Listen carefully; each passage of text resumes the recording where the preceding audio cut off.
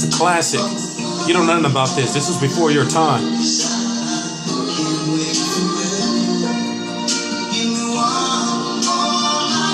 Uh-oh, hold up.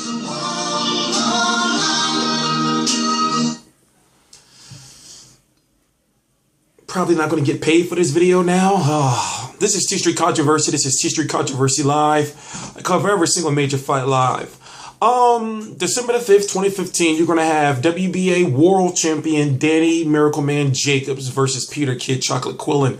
There's just something about seeing Kid Chocolate I just don't like. I don't know, man. It just don't sit right with me, man. But that's just me. I don't know. It's just me.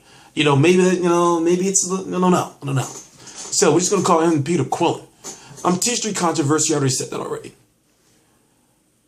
It's a tough fight to call because, see, Danny Jacobs has been knocked out cold before in the past. Peter Quillin has never taken a solid defeat. He had to draw against Andy Lee, but never taken a defeat. Peter Quillin knows, or fans know that Peter Quillin, in my opinion, is the more powerful puncher. Danny Jacobs, on the other hand, got knocked down by Sergio Mora. And it's crazy because I got to interview Sergio Mora, and I'm sitting there, I'm thinking, I asked Sergio Mora, how's he going to, win the fight? I don't ask him in that exact same way, but I asked him, okay, well, what is your game plan going to be? And he like, I'm going to go out there, and try to knock him out. And I'm like, oh, shit. Because I'm thinking, wait a minute, like, you've never been known to do that. And sure enough, he goes out there and he gets the knockdown. Now, for whatever, and the fight was very short. I was actually in the building, but what bothers me is, what if he gets that careless, meaning Danny Jacobs against Peter Quillin? Peter Quillin right now is getting another title shot for a title that is really not the real one. Okay, put it this way.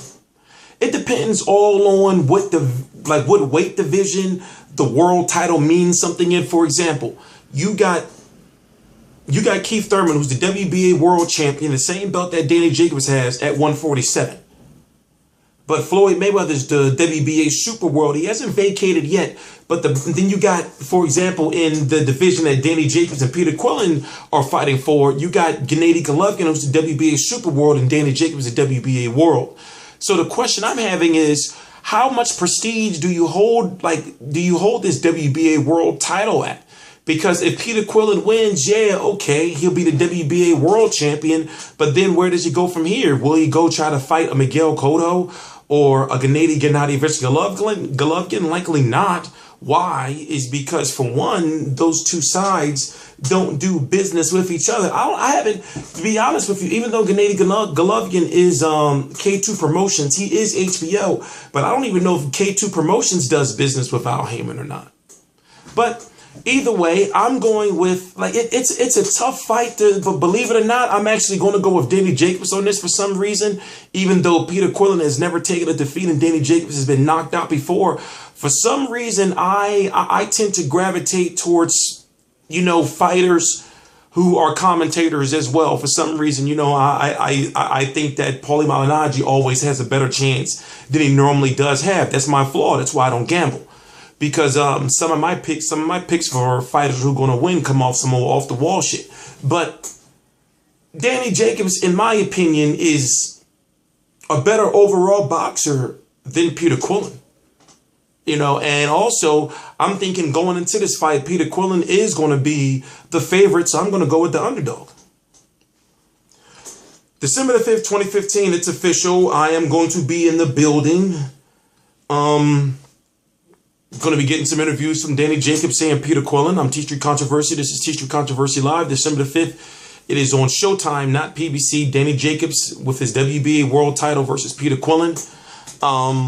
Like I said, I'm going to be there. There's really not too much to talk about the fight. I'm actually, you know what I'm wondering? Here's a little bit of controversy. I'm wondering, can these two, both being from New York, sell out the Barclays Center? I don't think so, but I'm actually interested to see what they're going to do with the undercard to help support this.